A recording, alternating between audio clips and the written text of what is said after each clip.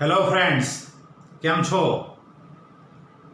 સ્થિત વિદ્યુત શાસ્ત્રમાં આપણે લાસ્ટ લેક્ચરમાં વિદ્યુત બળ અને વિદ્યુત ક્ષેત્રનો એક શરૂઆતનો પોર્શન આપણે જોયો હતો.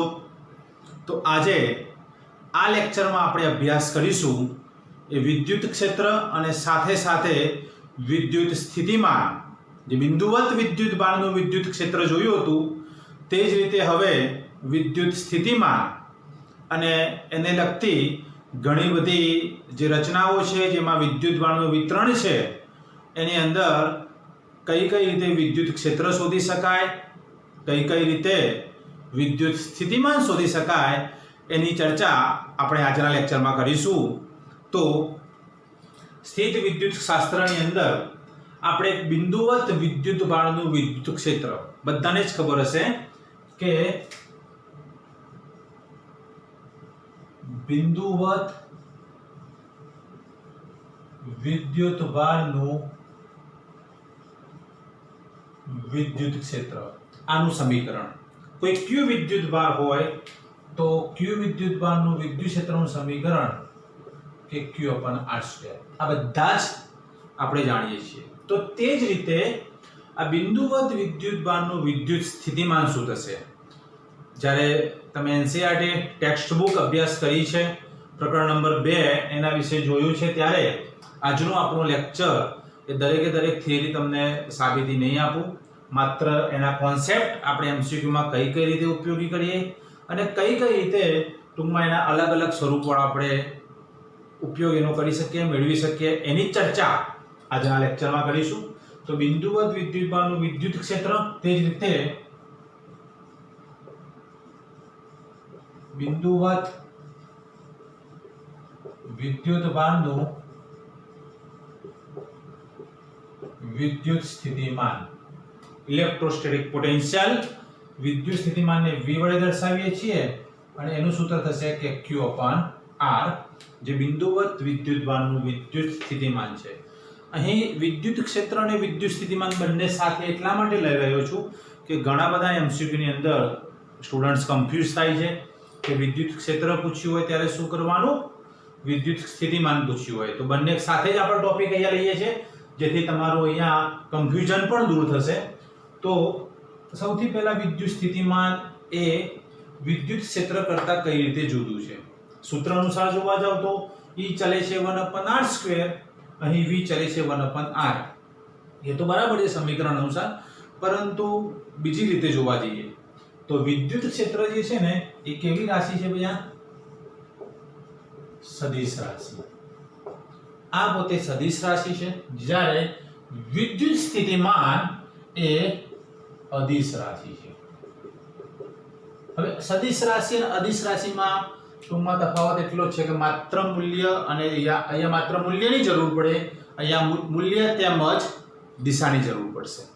એટલે કે વિદ્યુત ક્ષેત્ર કોઈ બિંદુએ શોધવાનું કહ્યું હોય તો બે વિદ્યુત ક્ષેત્રો એક જ દિશામાં આવે તો સરવાળો, પરસ્પર સામસામે આવે તો બાદબાકી, એકબીજાને લંબ હોય તો પાયથાગોરસ પ્રમાણે વર્ગમૂળમાં E1² + E2², અને કોઈ થીટા ખૂણે હોય તો વર્ગમૂળમાં E1² + E2² + 2E1 E2 cos θ. એમાં ચાર કોન્સેપ્ટ અહીંયા લાગુ થશે, જ્યારે વિદ્યુત સ્થિતિમાનમાં એવા કોઈ જ કોન્સેપ્ટ લાગુ નહીં થાય. અહીં કુલ વિદ્યુત સ્થિતિમાન શોધવું હોય તો જે બંને વિદ્યુત બારો આપેલા હોય એ બંને વિદ્યુત બારોના વિદ્યુત સ્થિતિમાનોના શું કરવાના? સરવાળો. 3 આપેલા હોય તો 3, એવી રીતે n આપેલા હોય તો n. અહીં ક્યાંય ટૂંકમાં સદિશ સ્વરૂપ આવતું નથી, માત્ર ને માત્ર સરવાળો જ આવશે. એટલે કે તમને સમજાવું, માનો કે એવું હોય કે આ બાજુ +q વિદ્યુત બાર છે, અહીંયા પણ +q વિદ્યુત બાર છે, અને મધ્ય બિંદુએ ટોટલ અંતર છે r. માનો એ ટોટલ અંતર છે r છે. મધ્ય બિંદુ P આગળ વિદ્યુત ક્ષેત્ર શોધવાનું કે મધ્ય બિંદુ P આગળ વિદ્યુત ક્ષેત્ર શોધો. તો તમે એમ કહી શકો ભાઈ આના લીધે વિદ્યુત ક્ષેત્ર આ દિશામાં, આના લીધે વિદ્યુત ક્ષેત્ર એની વિરુદ્ધ દિશામાં, તો આનું E1 થશે કે q upon r/2 નો હોલ સ્ક્વેર અને આનું e2 થશે કે q upon r/2 નો હોલ સ્ક્વેર. બંનેનું વચ્ચેનું અંતર r/2 તો કે q upon r સ્ક્વેર અનુસાર દિશા પરસ્પર એકબીજાની વિરુદ્ધ છે માટે ટોટલ E અહીંયા એવું લેવાય કે ભાઈ સરવાળાની જગ્યાએ શું લેવાશે બાદબાકી, કારણ કે સદિશ રાશિ હોવાના લીધે સામસામે આવે તો બાદબાકી થશે અને આન્સર આપણો આવશે 0.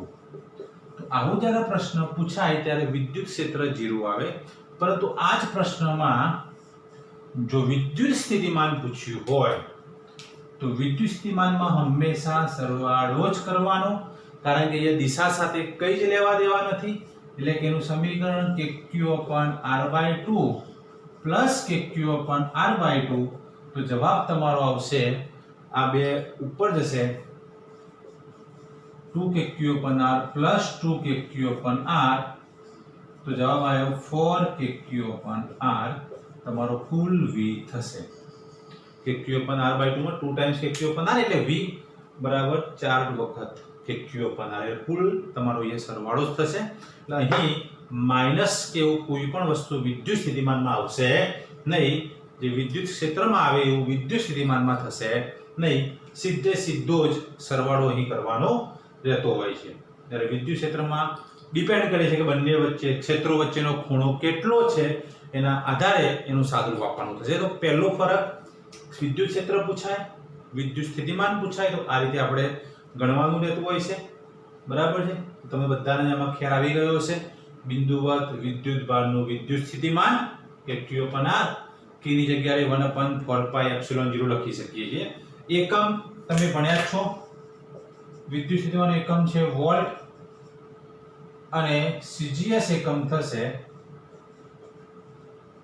State volt. જેવી રીતે કુલમનો CGS એકમ સ્ટેટ કુલમ છે એવું વોલ્ટેજનો CGS એકમ સ્ટેટ વોલ્ટ છે. તો વોલ્ટેજનું એક બીજું સમીકરણ વ્યાખ્યા અનુસાર આ વિદ્યુત સ્થિતિમાનનું એક બીજું સમીકરણ છે એકમ વિદ્યુત ભાર પર થતું કાર્ય. આખી વ્યાખ્યા એવી છે કે અનંત અંતરેથી એકમ ધન વિદ્યુત ભારને વિદ્યુત ક્ષેત્રમાં આપેલા બિંદુ સુધી લાવવા માટે વિદ્યુત ક્ષેત્રની વિરુદ્ધમાં કરવા પડતા કાર્યના ઋણ મૂલ્યને તે બિંદુ આગળનું વિદ્યુત સ્થિતિમાન કહે છે. વ્યાખ્યાઓ ગોખવાની જરૂર નથી, સિમ્પલ એનું સૂત્ર યાદ રાખો, W/Q. W એટલે એનું જે કાર્ય અને Q એટલે એકમ ધન વિદ્યુત ભાર. તો આના પરથી એકમ થયો જૂલ પ્રતિ કુલમ. એક એકમ શું આવ્યું? જૂલ. W નો એકમ જૂલ, Q નો એકમ કુલમ. તો ચલો આનો CGS માં કરો. 1 જૂલ બરાબર CGS માં લઈએ તો CGS માં જૂલનું CGS શું થાય? અર્ધ. જૂલનું CGS શું થશે? અર્ધ. તો એ અનુસાર અહીંયા 10⁷ અર્ધ ભાગ્યા 1 કુલમ એટલે 3 ગુણ્યા 10⁹ સ્ટેટ કુલમ. આ ચેપ્ટર 1 માં આપણે ભણી ગયા છીએ. સ્ટેટ કુલમ એક CGS એકમ છે કુલમનો.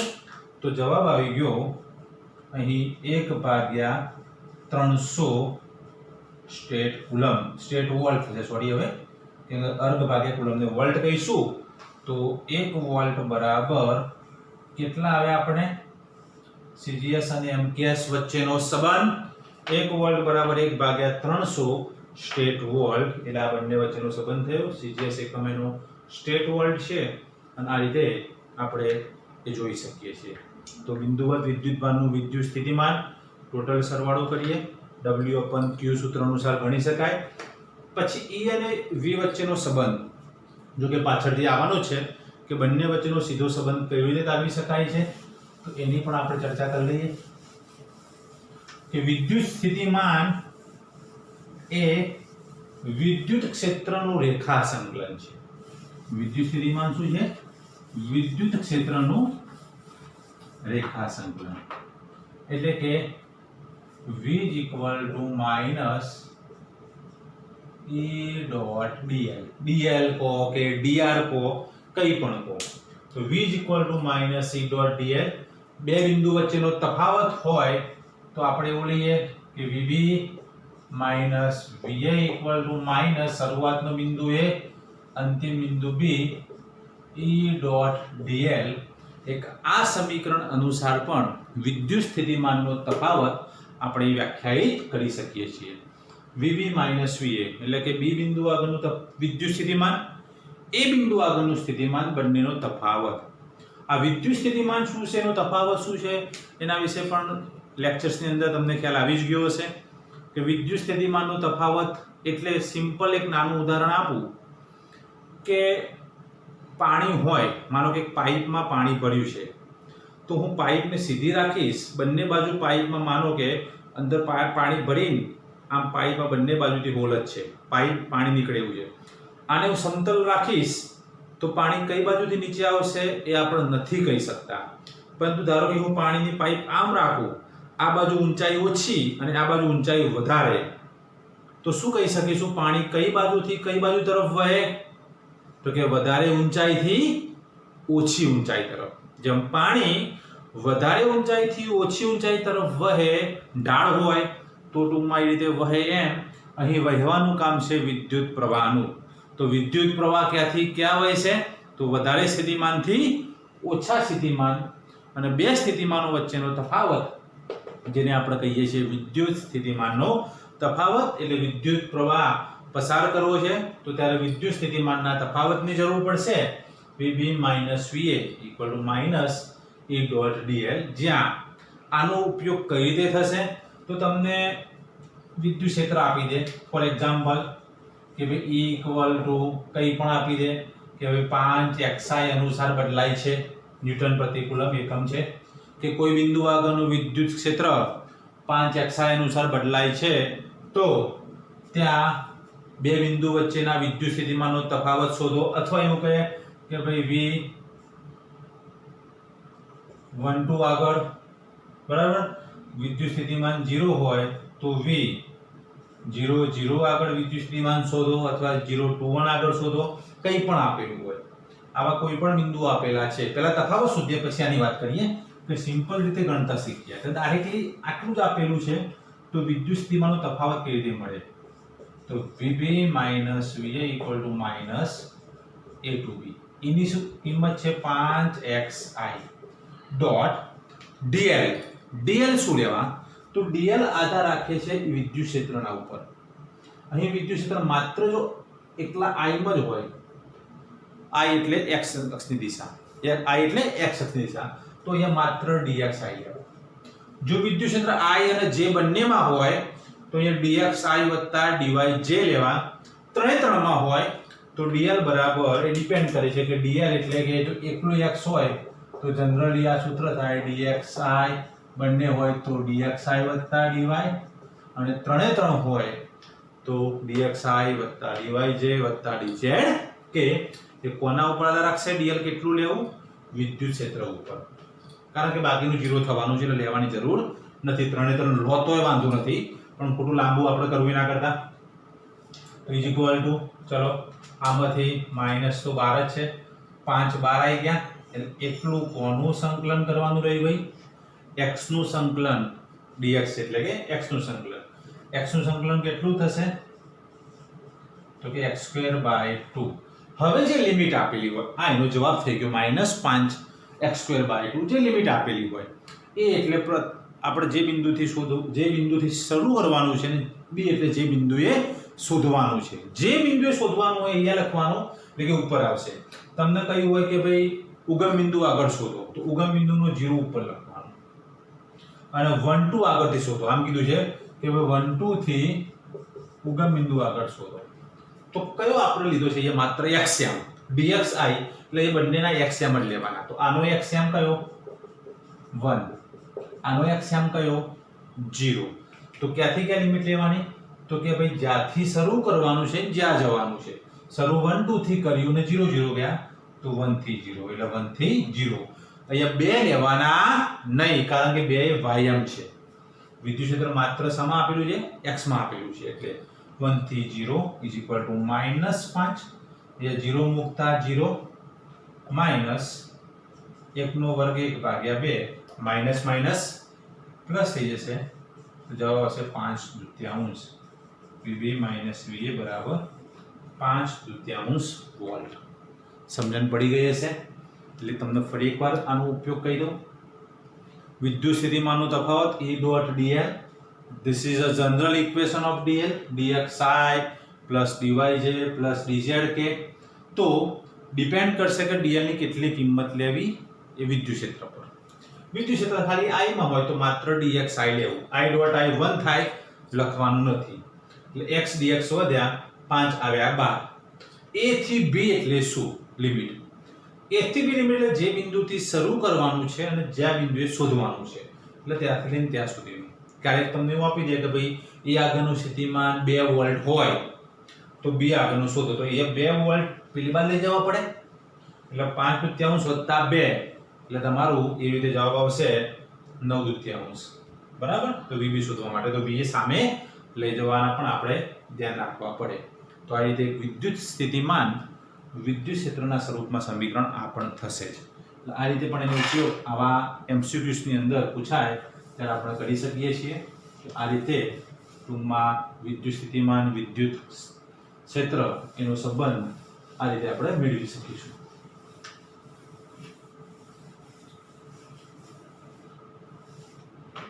ત્યારબાદ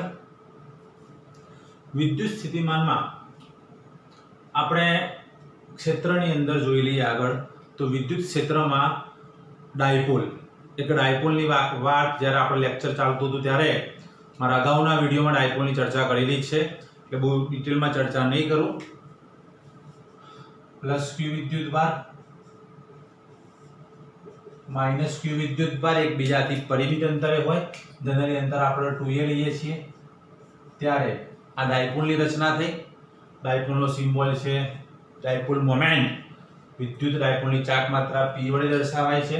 એનું સૂત્ર થાય છે બંને વચ્ચેનું અંતર ગુણ્યા વિદ્યુતભાર. l અંતર હોય તો l * q. 2a અંતર છે તો 2a * q. એ વિદ્યુત ડાયપોલનું આ સમીકરણ થશે. વિદ્યુત ડાયપોલની ચાક માત્રા 2a * q. મૂળ વાત એવી કરવાની છે કે જેવી રીતે અક્ષ પરનું વિદ્યુત ક્ષેત્ર અને વિષુવૃત્ત પરનું વિદ્યુત ક્ષેત્ર આપણે તારવીએ છીએ એ વિદ્યુત ડાયપોલ વાળી થિયરીમાં અક્ષ અને વિષુવૃત્ત પરનું વિદ્યુત ક્ષેત્ર એક તારવેલું છે. આપણે એ થિયરી તમે જોઈ લેજો. સીધા જ એના આપણે સમીકરણ લખીશું. તો અક્ષ કોને કહેવાય? આ જે રેખા છે એને અક્ષ કહીશું. બંને વિદ્યુત ભારોને જોડતી રેખા આગળ જે જાય એને અક્ષ કહીએ. અને જે લંબ રેખા છે એને શું કહીએ છીએ આપણે? ભાઈ વિષુવૃત્ત રેખા. બહુ નાના અક્ષરે લખ્યું છે અક્ષ અને વિષુવૃત્ત રેખામાં. તો એ અક્ષનું સમીકરણ વિદ્યુત ક્ષેત્ર અક્ષ ઉપરનું સમીકરણ શું થશે? તો અક્ષ ઉપરનું સમીકરણ એક ટિપિકલ ફોર્મેટમાં ટૂંકમાં એવું હતું 2kpr ભાગ્યા એવી રીતે ગણવા જઈએ તો r² - a² ની 2 ઘાત p કેરેટ જો લખીએ તો વિદ્યુત ક્ષેત્ર અક્ષ ઉપરનું. અને જો r > a લખીએ તો એ અક્ષનું સૂત્ર આવતું હતું 2kp/r3 અદિશ સ્વરૂપે. યાદ આવી જ ગયું છે બધાને? 2kp/r3 અંતર જે રાખો r x y કોઈ જ ફરક નથી પડતો. k ની જગ્યાએ 1/4πε0 મૂકી શકાય છે. તો આ એનું અક્ષનું સમીકરણ. તો ચલો આના ઉપરથી વિષુવૃત્તનું સમીકરણ તમને યાદ આવી જ ગયું હશે. તો વિષુવૃત્તનું શું થાય?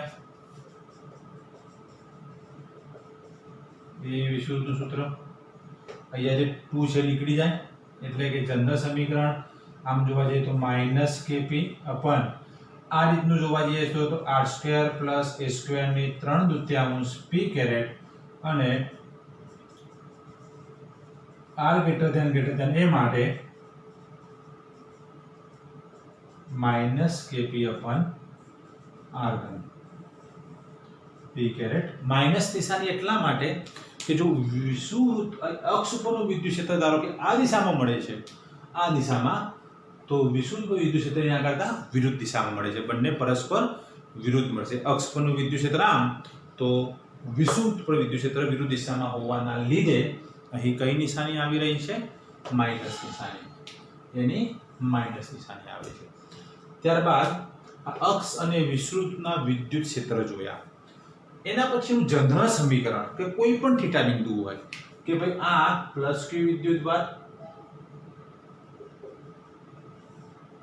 આ માઇનસ ક્યુ વિદ્યુતભાર અને પ્લસ ક્યુ અને માઇનસ ક્યુમાં અહીંયા શોધવાનું કહ્યું હતું તો આર એટલે સેન્ટરથી અંતર લેતા હતા અક્ષ ઉપરનું સૂત્ર તો આ મૂક્યું વિષુવૃત્ત ઉપર એ શોધવાનું કહ્યું હતું તો આ સૂત્ર મૂકીએ છીએ પરંતુ માનો કે અહીંયા ક્યાંક શોધવાનું કે તમને આ અંતર આર છે જેનો ખૂણો થીટા બનતો ના અક્ષ ઉપર હોય બિંદુ કે ના વિષુવૃત્ત ઉપર હોય આ બિંદુ P જનરલ બિંદુ છે અક્ષ પર પણ નથી અને વિષુવવૃત્ત પર પણ નથી જે થીટા ખૂણો બનાવે છે ડાયપોલ સાથે વિદ્યુત ક્ષેત્રનો તો એનું E જનરલ સૂત્ર થશે કે P/r3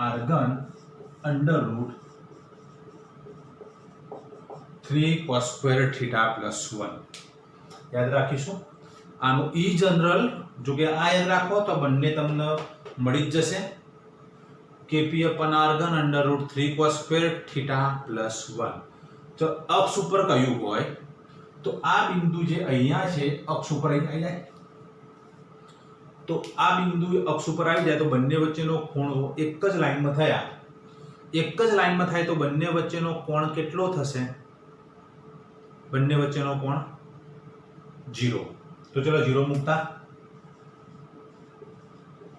અક્ષ પર θ બરાબર 0 મૂકતા θ બરાબર 0 મૂકીશું તેથી E અક્ષનું સમીકરણ તારવા જઈશું તો Kp/r3 cos 0 ની કિંમત થાય 1 તો અહીંયા 3 1 + 1 એટલે 3 ને 1 4 4 નું વર્ગમૂળ થશે 2 તો તમારો જવાબ આવી ગયો 2 Kp/r3 એ અક્ષ પરનું સમીકરણ જોઈ લો એ લાગે રહી છે તો આ જનરલ સમીકરણ √3 cos² θ + 1 Kp/r3 તેવી જ રીતે ચલો વિષુવવૃત્ત પર θ કેટલો થાય તો આ બિંદુ અહીંયા આવે તો આ બેના વચ્ચેનો ખૂણો કેટલો બનશે 90 તો વિષુવવૃત્ત માટે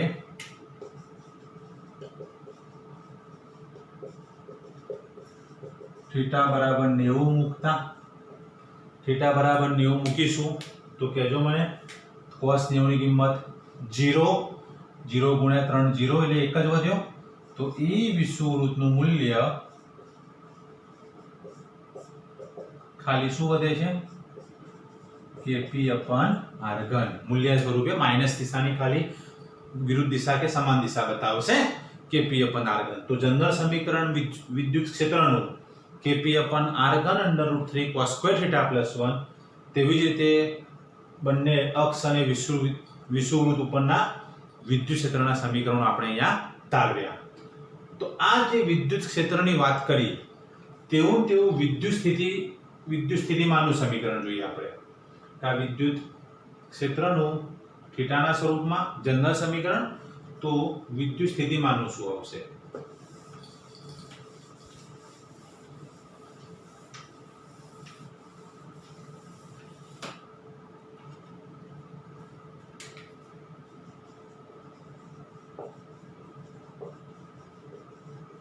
એ પણ ચેપ્ટર નંબર 2 જ્યારે તમે અભ્યાસ કર્યો છે એનું સમીકરણ તારવ્યું હશે તો એનું જનરલ સમીકરણ થાય છે Kp cos θ/r2 આ સમીકરણ હાલ સીધું યાદ રાખીશું જનરલ સમીકરણ Kp/r2 જેમ વિદ્યુત ક્ષેત્રમાં r3 આવે તો તમને ખબર છે કે r ઓછો જ થાય એટલે Kp/r2 અને અહીંયા √3 cos² θ + 1 ની જગ્યાએ માત્ર cos θ તો ચલો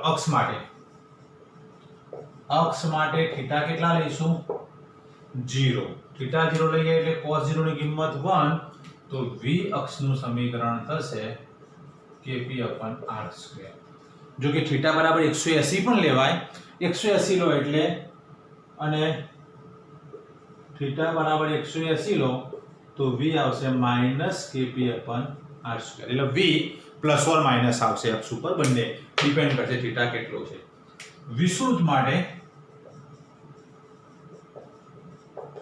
θ લઈશું 90 ડિગ્રી cos 90 મૂકો એટલે તમારું cos 90 એટલે પદ આખું શૂન્ય થઈ જશે એટલે વિષુવવૃત્ત માટે વિદ્યુત સ્થિતિમાન શૂન્ય થશે એટલે ડાયપોલના વિષુવવૃત્ત બિંદુ આગળ વિદ્યુત સ્થિતિમાન શૂન્ય થાય છે જ્યારે અક્ષ ઉપરનું વિદ્યુત સ્થિતિમાન Kp/r2 એ સૂત્ર વડે આપણે જોઈ શકીએ છીએ, એટલે ગણી શકાય. આમે તમને ખબર પડે કે કેમ 0 થયું, વિષુવવૃત્ત આગળનું બિંદુ કેમ 0 થયું. સિમ્પલ લોજિક છે, આટલું બધું ના આવડતો કે અહીંયા માનો કે +q વિદ્યુતભાર હોય, અહીંયા -q વિદ્યુતભાર હોય અને તમને અહીંયા વચ્ચોવચના બિંદુએ શોધવાનું કહ્યું હોય, મિડલના બિંદુએ.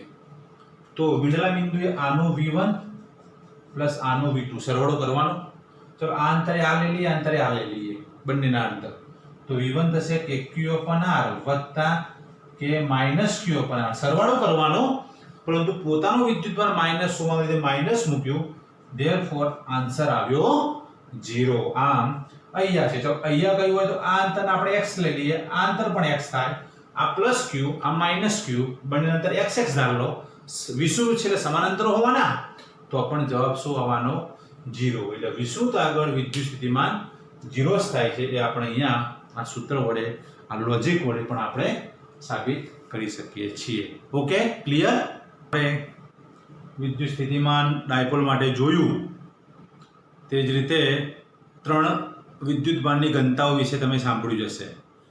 રેખીય વિદ્યુતભાર ઘનતા, પૃષ્ઠ વિદ્યુતભાર ઘનતા અને કદ વિદ્યુતભાર ઘનતા.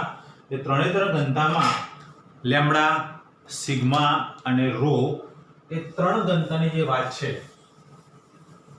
માત્ર એક સિમ્પલ એની જે થિયરી છે એ થિયરી આટલી જ છે કે લેમ્બડા એટલે કે એકમ લંબાઈ દીઠ રહેલો વિદ્યુતભાર, સિગ્મા એટલે એકમ પૃષ્ઠ દીઠ રહેલો વિદ્યુતભાર અને રો એટલે કે એકમ કદ દીઠ રહેલો વિદ્યુતભાર. કેમ ઘનતા વ્યાખ્યાયિત કરવી પડી?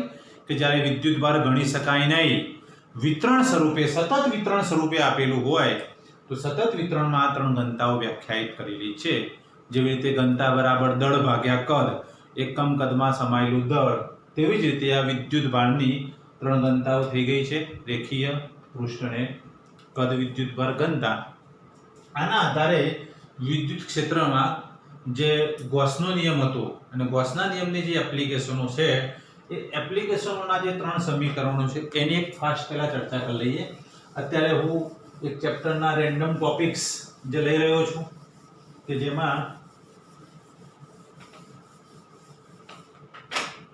આ 3 ઘનતાના આધારે, દાખલા તરીકે પહેલી ઘનતા છે રેખીય વિદ્યુતભાર ઘનતા, તો એનો ઉપયોગ શું હતો? તો ગોસના નિયમની પહેલી એપ્લિકેશન હતી. એક અનંત લંબાઈનો વિદ્યુત ભારિત વિતરણ કે લેમ્બડા ધરાવતો તાર હતો. તો ભાઈ આ તારમાં માનો કે ભાઈ વિદ્યુતભાર વિતરણ આ અનંત લંબાઈ સુધી થયેલું છે, તો ત્યાંથી r અંતરે આવેલા બિંદુએ આની વિદ્યુતભાર પૃષ્ઠ ઘનતા એટલે સોરી રેખીય ઘનતા લેમ્બડા હોય તો r અંતરે વિદ્યુત ક્ષેત્રનું સમીકરણ, વિદ્યુત ક્ષેત્ર, તો વિદ્યુત ક્ષેત્ર સમીકરણ યાદ હશે બધાને, λ/2πε0r. બે વડે ઉપર નીચે ગુણીએ તો આને 2k લેમ્બડા r પણ કહેવાય. આ એનું વિદ્યુત ક્ષેત્રનું સમીકરણ થયું. અનંત લંબાઈના રેખીય વિદ્યુત ભારિત ઘનતાવાળા તારથી r અંતરે વિદ્યુત ક્ષેત્ર. તો આના આધારે વિદ્યુત સ્થિતિમાન લાવવું છે. તો વિદ્યુત સ્થિતિમાનનું જનરલ સમીકરણ થાય છે -A.dr. આ એનું જનરલ સમીકરણ છે કે વિદ્યુત ક્ષેત્રનું સંકલન કરવું. તો સંકલનમાં 1/r નું સંકલન થાય log r, એટલે ln r in short. log એટલે log બેઝ આધાર e, log r એનું સંકલન થશે. તો ચલો બાકીનું બધું અચળ, તો એ આધારે સીધું જ વિદ્યુત સ્થિતિમાન શું થશે? આના પ્રમાણે લખીએ, ચલો લખી રાખું છું. આના પ્રમાણે કરવા જઈશું તો વિદ્યુત સ્થિતિમાન સમીકરણ માઈનસ નિશાની λ/2πε0 1/r ની જગ્યાએ શું લખીશું? log r. અને સંકલનમાં નિયમ છે કે જ્યારે લિમિટ ના હોય અને એ જ સંકલન હોય તો વત્તા કોઈ અચળાંક c લખીશું, જેનું આપણે ફિઝિક્સમાં બહુ જ કામ છે નહીં. પરંતુ આ અનિયત સંકલનમાં જ્યારે લિમિટ હોય તો તમને નિયત સંકલન ખબર છે એટલે તમે મૂકવાની જરૂર નથી. લિમિટ નથી આપેલી એટલે વત્તા c મૂક્યું. વત્તા c મતલબ એનું શરૂઆતનું બિંદુનું વિદ્યુત સ્થિતિમાન શું હોય કે ના હોય. તો માત્ર કઈ રીતે તારવ્યું? λ/2πε0 એ તો એમ ના એમ, પણ 1/r નું થાય -log r, જો કે આધાર આવે છે e આધાર બેઝ ઉપર. log e આ તરફ log e એટલે ln r વત્તા c. તો આ થયું પહેલું. ચલો બીજું એક શીટ હતી કે જેમાં એની પૃષ્ઠ ઘનતા સિગ્મા પર. તો સિગ્મા જેટલી પૃષ્ઠ ઘનતા માટે એનું સૂત્ર શું હતું? Sigma by 2 epsilon 0 n caret જો સદિશ સ્વરૂપે લખીએ તો અહીંયા આ જે છે એ કઈ શીટ થઈ? તો કે ભાઈ અવાહક એક અનંત લંબાઈની સમતલીય શીટથી કોઈ પણ અંતરે વિદ્યુત ક્ષેત્ર થાય સિગ્મા બાય 2 એપ્સિલોન 0. ચલો એ જ રીતે વિદ્યુત સ્થિતિમાન લાવવું હોય તો વિદ્યુત સ્થિતિમાનમાં અહીંયા r આવ્યું નહીં એટલે માઈનસ તો નિશાની આની સિગ્મા બાય 2 એપ્સિલોન 0. આ સૂત્રમાં r છે જ નહીં તો એકલો વધ્યો dr. તો એકલા dr નું સંકલન શું થાય? એકલો dr. સંકલન એકલો dr હોય તો એકલા dr નું સંકલન થાય r એટલે મૂકી દેવાનું r નો બાય ડિફોલ્ટ વત્તા c. તો શીટ માટે વિદ્યુત સ્થિતિમાનનું સમીકરણ માઈનસ સિગ્મા r અપન 2 એપ્સિલોન 0 વત્તા c. ઘણી બધી વખત MCQ માં વિદ્યુત સ્થિતિમાન પૂછાય ત્યારે આ બધા વિદ્યાર્થીઓ કન્ફ્યુઝ થાય છે કે વિદ્યુત ક્ષેત્ર ખબર છે, વિદ્યુત સ્થિતિમાન આના માટે ખબર નથી. બીકોઝ બુકમાં આપેલું નથી માટે બટ લોજિક છે જ કે વિદ્યુત ક્ષેત્રનું સંકલન કરવાથી વિદ્યુત સ્થિતિમાન મળે. તો આ રીતે આપણે કિંમત મૂકીને ગણી શકીશું. વત્તા c વાળી કિંમત તમને કન્ફ્યુઝ કરવા માટે છે. ટૂંકમાં ચિંતા કરવાની નહીં. એ સંકલનની અંદર વધારે તમે અભ્યાસ કરી શકો છો. મેથ્સ વાળા સ્ટુડન્ટ હશો તો માઇનસ સિગ્મા અપન 2 એપ્સિલોન 0 શીટ માટે મળ્યું. અને ત્રીજું લોજિક કયું હતું? યાદ કરો. ગોળીય કવચ. આ અનંત લંબાઈનો તાર, અનંત લંબાઈની આ કોઈ સમતલ, અને ત્રીજું છે ગોળીય કવચ. ગોળીય કવચ માટે તો ગોળીય કવચ હોય તો આટલા ભાગમાં લખવાનો ટ્રાય કરીશ. ગોળીય કવચ તો કવચની સૌથી પહેલા બાણના બિંદુએ આની ત્રિજ્યા છે r. ગોળીય કવચ કહીએ કે સુવાહક ગોળકો બંને એક જ કહેવાય. આ બંનેનો મતલબ એક જ સમજવાનો, સુવાહક ગોળો અથવા ગોળીય કવચ. તો વિદ્યુત ભાર માત્ર સપાટી પર જ હશે કવચમાં, અને સુવાહક ગોળામાં પણ વિદ્યુત ભાર માત્ર સપાટી પર જ પ્રેરિત થાય. તો કેન્દ્ર O થી r અંતરે આવેલા બિંદુ P આગળ વિદ્યુત ક્ષેત્રનું સમીકરણ. ઇટ ઇઝ જનરલ ઇક્વેશન કે q upon r². ધારો કે વિદ્યુત ભાર આપણે q લઈ લઈએ અને q ની જગ્યાએ ધારો કે સિગ્મા આપેલું હોય, તેનો પૃષ્ઠ છે તો પૃષ્ઠમાં અહીં સિગ્મા બરાબર q upon 4 pi r² લેવાય. q upon 4 pi r². તો q ની કિંમત સિગ્મા * 4 pi r² પણ તમે અહીંયા મૂકીને ટૂંકમાં સિગ્માના સ્વરૂપમાં લખી શકો છો કે આનું ક્ષેત્રફળ 4 pi r² ગોળાનું q ભાગ્યા 4 pi r². q upon a એના આધારે q ની કિંમત સિગ્મા * 4 pi r² મૂકી શકાય છે કે એની કિંમત 1 upon 4 pi epsilon 0 મૂકવાની તો આપણને એ મળશે બહારના બિંદુએ, અને આ આઉટ સાઈડ છે. એવું ને એવું e ઇનસાઇડ શું મળે? તો અંદરના ભાગમાં વિદ્યુત ભાર છે જ નહીં એટલા માટે વિદ્યુત ક્ષેત્ર 0 જ મળે છે. તો આ તમે બધા જ ગૌસના નિયમની એપ્લિકેશનમાં ભણ્યા હતા જ. એ તમને ખાલી રિવાઇઝ કરાવી દીધું. પણ વિદ્યુત સ્થિતિમાન શું થશે? આ જ ગોળીય કવચ સુવાહક ગોળાના બહારના બિંદુએ વિદ્યુત સ્થિતિમાન કેટલું, અંદરના બિંદુએ વિદ્યુત સ્થિતિમાન કેટલું, કઈ રીતે આપણને મળશે? એના માટે થોડું મારે અહીંયા ઇરેઝ કરવું પડશે.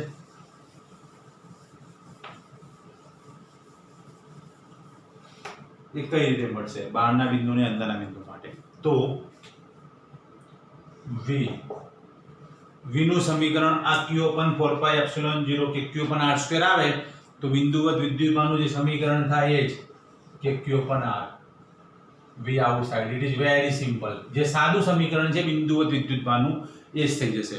યાદ રાખવું પણ બહુ ઈઝી છે. v સરફેસ ઉપર સરફેસ એટલે કે અહીંયા પણ e સરફેસ કે q upon કેપિટલ r² મેં લખ્યું નથી પણ અહીંયા યાદ રાખી લેવાનું e સરફેસ પણ એ જ થશે. e સરફેસ એટલે સપાટી પર કે q upon કેપિટલ r² થાય તો એ કે q upon કેપિટલ r. પરંતુ v ઇનસાઇડ અંદરની બાજુએ વિદ્યુત ક્ષેત્ર 0 થયું મતલબ કોઈનું સંકલન 0 થયું, કાર્ય નથી કરવું પડ્યું, કાર્ય નથી કરવું પડે મતલબ એક અહીંયા વિદ્યુત સ્થિતિમાન અચળ કહેવાશે, ઝીરો નહીં કહેવાય. કારણ કે હંમેશા તમે યાદ રાખો ઉલટું કોનું વિકલન ઝીરો થાય? અચળ સંખ્યાનું વિકલન ઝીરો થાય. વિદ્યુત ક્ષેત્રનું સંકલન જો વિદ્યુત સ્થિતિમાન છે તો વિદ્યુત સ્થિતિમાનનું વિકલન એ વિદ્યુત ક્ષેત્ર છે.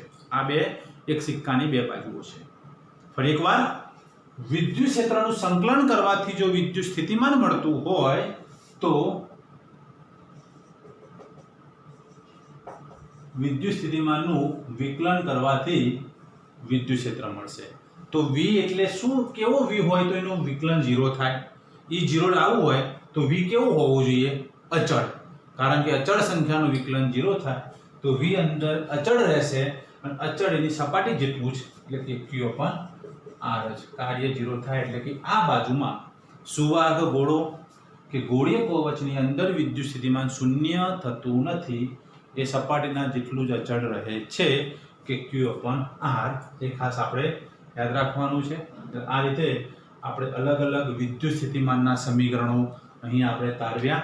હવે નેક્સ્ટ લેક્ચરની અંદર એક વિદ્યુત ભારિત અવાહક ગોળો હોય, સમાન વિદ્યુત ભારિત વિતરિત વાળો અવાહક ગોળો હોય તો એનું સમીકરણ કઈ રીતે થાય, અલગ અલગ સમમિતિ ધરાવતી આકૃતિઓ હોય, પરિમિત લંબાઈનો સળિયો હોય, જે તાર અનંત લંબાઈનો તો એના જગ્યાએ પરિમિત લંબાઈનો સળિયો હોય તો વિદ્યુત સ્થિતિમાન કઈ રીતે આવશે, અર્ધગોળો હોય તો વિદ્યુત સ્થિતિમાન એનું કઈ રીતે શોધી શકાય, વિદ્યુત ક્ષેત્ર કઈ રીતે શોધી શકાય. ત્યારબાદ એક વિદ્યુત ફ્લક્સની વાત, જો કે મેં લેક્ચરમાં કહી દીધેલી છે, એક એની પણ આપણે ચર્ચા કરી લઈશું. અને વિદ્યુત સ્થિતિમાનમાં આગળ વિદ્યુત સ્થિતિ ઉર્જા અને છેલ્લે કેપેસિટરનો ટોપિક જ્યારે પૂરો કરીશું ત્યારે આપણું સ્થિત વિદ્યુત શાસ્ત્રમાં નીટ અને JEE કોન્સેપ્ટ કયા કયા ઉપયોગમાં કઈ રીતે કરવા, એના સમીકરણો કયા એ આપણે જોઈ શકીશું. તો આઈ હોપ કે તમને બધાને જ ખબર પડી હશે. ઓકે, તો નેક્સ્ટ લેક્ચરમાં જલ્દીથી જ મળીએ. Tata, bye bye.